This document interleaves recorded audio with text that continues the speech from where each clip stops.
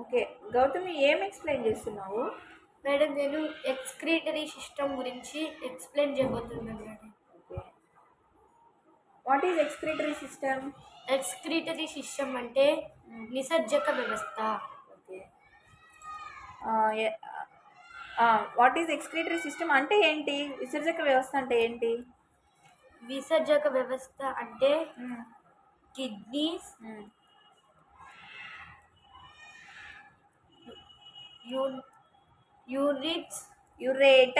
Ureters, okay. Urinary bladder, okay. యురేత్రా, okay. ఇవన్నీ కలిసి ఒక సిస్టమ్ని ఫామ్ చేస్తాయి మేడం. దాన్నే ఎక్స్క్రీటరీ సిస్టమ్ అని అంటారు మేడం. ఓకే. కిడ్నీస్ ఎక్కడున్నాయి నాకు ఒకసారి చూపించు. ఇవి మేడం. ఏముంటుంది కిడ్నీస్లో? Useful substances, harmful substances. Okay. Urethra ఎక్కడుంది? ఇక్కడ మేడం. ఏంటది యురేత్రా అంటే? Muscular tube madam. Okay.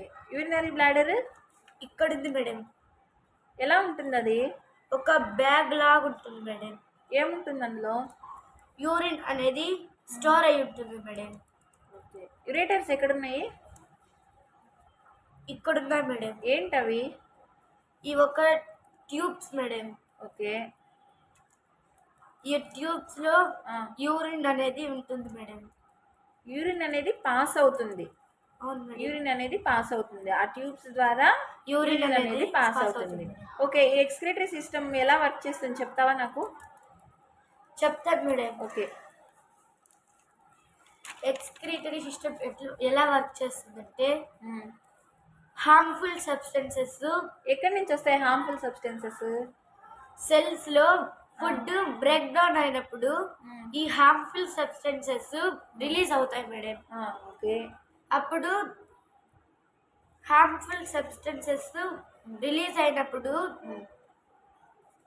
Water kidneys అనేవి వాటర్ రూపంలో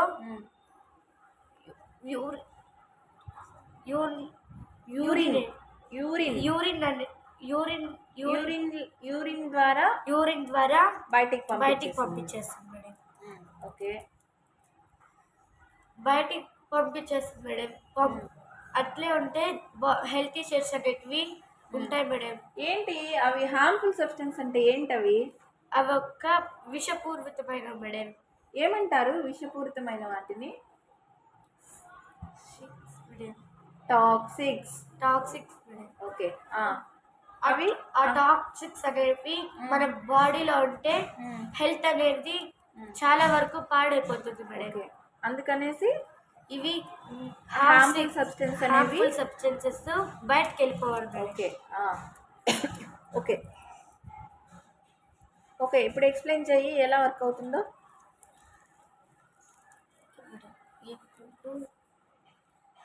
కిడ్నీస్లో యూస్ఫుల్ సబ్స్టెన్సెస్, హార్మ్ఫుల్ సబ్స్టెన్సెస్ అనేవి రెండు ఉంటాయి మేడం.